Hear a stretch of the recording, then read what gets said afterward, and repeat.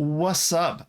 Welcome back to Snack Time. My name is Ben, and in today's video, I'm going to do a really quick one. I want to show you a really cool tool called Omni tools. It's not going to take a lot of time. Let's jump in, not waste any more time talking. All right, so basically, there's a bunch of different like little utilities and little tools that you can use within this software. There's all sorts of really cool things. One of my favorite is they have some PNG tools. So say you wanted to compress a PNG, or maybe you wanted to create a transparent PNG. You can come in here, drop in an image, select the color that you want to make transparent, and it handles that for you. So there's a bunch of really basic things that it can handle for you, like normal things that you would do on a day-to-day basis. There's a bunch of also like text tools. Let's see here. If we click on the text tool, there's one where we can do a text replacer.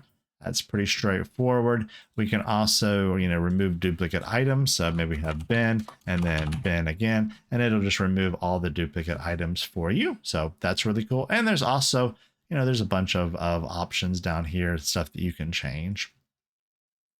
Also, there's a bunch of number tools too. Not to move through this too quickly, but this is kind of one of those like projects that's so quick and easy to get running on your own that it's not going to take up a lot of resources, and it really beats having to search on the internet to find something when you want to quickly perform a task.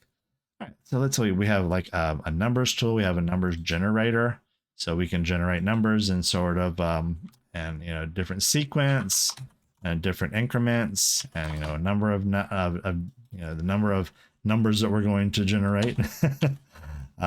So change the separator, like all really cool stuff. Like I know that most of you can probably find tools like this really quickly by doing a Google search, but I mean, if you have this at your disposal, I mean, maybe you would use that. There's also some, this is pretty cool. There's a JSON prettier, so it can prettify some JSON for you. So let's say we have that. If you click on any of the examples here at the bottom, it'll quickly drop it in and kind of show you what it would do with your data. So that's neat. I took one line and made it much prettier. We just copy it to our clipboard and run with it. So that's kind of nifty. Let's go back and see what else we have. There's a bunch of also text tools. So we can split, join, remove duplicates, string to Morse code. Nice. SOS. That's kind of cool.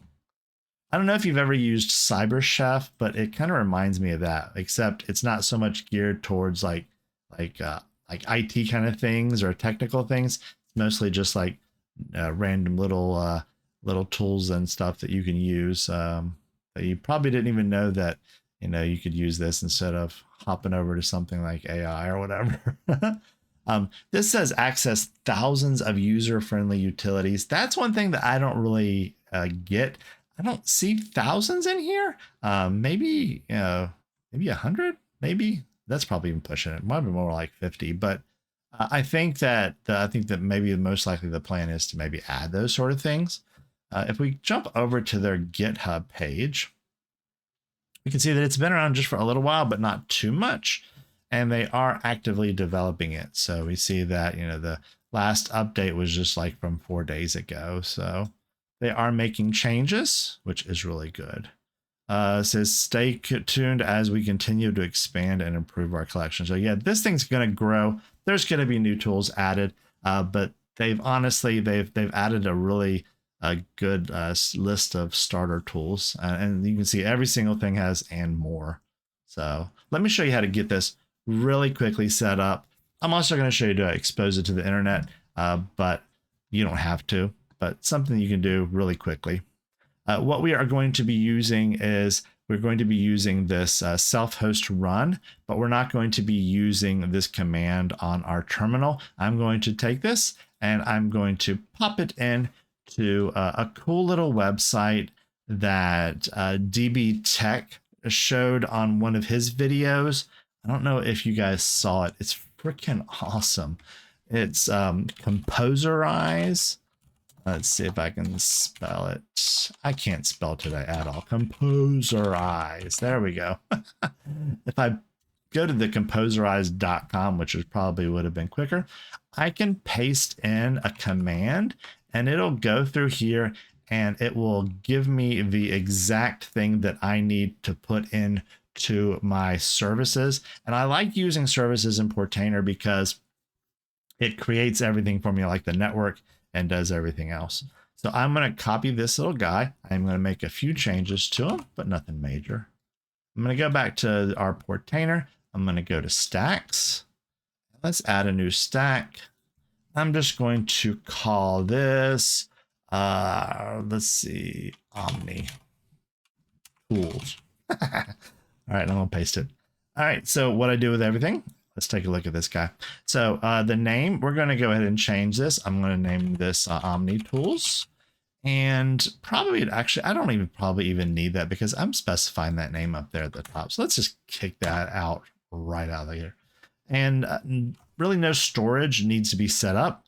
This basically does everything in your browser. So there's not really any reason to have any sort of persistent storage. The only thing that we really need to cover, honestly, we have a restart policy. That means unless stopped. So server reboots, it's going to come back up. Awesome. Our ports, if you are running this solely on your local machine, you're not going to expose this to the internet, then just leave this uncommented. And once you deploy, you're done. The rest of us are going to move on and we're going to expose it to the internet because maybe we want to give this to our friends and our family. So for that, I'm going to comment out the ports because I don't want it just out there on my server listing on some strange port. I want to route it through my Nginx proxy manager. After that, that's it. That's, like I said, it's really easy. So let's deploy this stack. Again, a huge shout out to DB Tech David over there. He's awesome, showing me about the Composerize. That just saves me time, and I love that. Let's do this. We do need to create a subdomain. And for that, I'm going to just... let's see here. For that, I'm going to add me a new one, and I'm going to make it an A record. I'm going to call this Omni Tools. It's going to be my host name, and I'm going to copy this external IP address that I use on my server. And so what we're going to do is it's going to be Omni Tools, and since it's an A record, it's going in front of the synhow.com. So it's going to be omnitools.synhow.com. Save all my changes.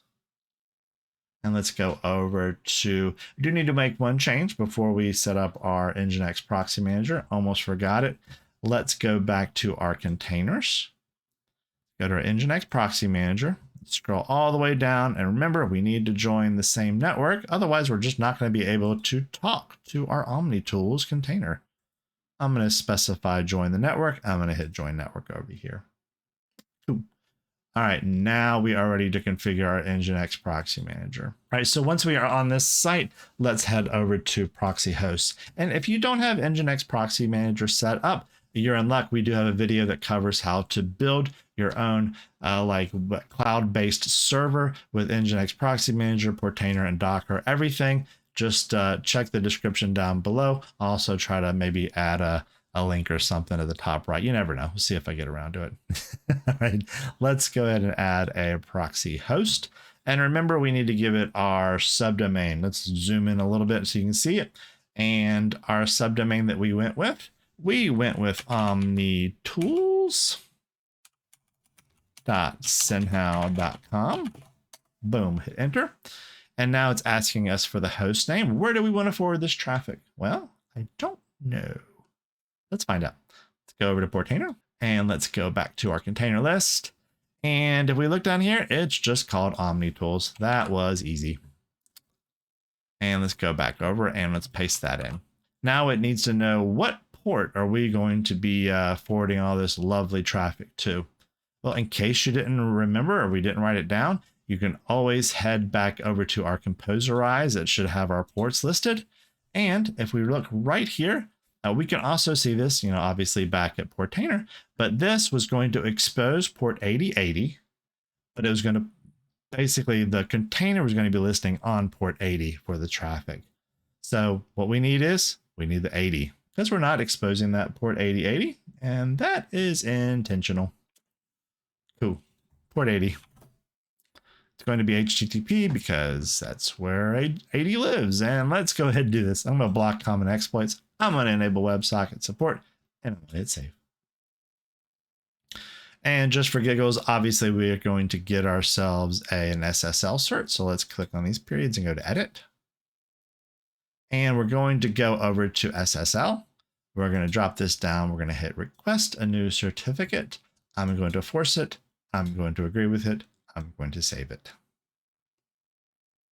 If we did everything right in this order, this should go away. No error messages. We should be ready to go head off to our new Omni tools.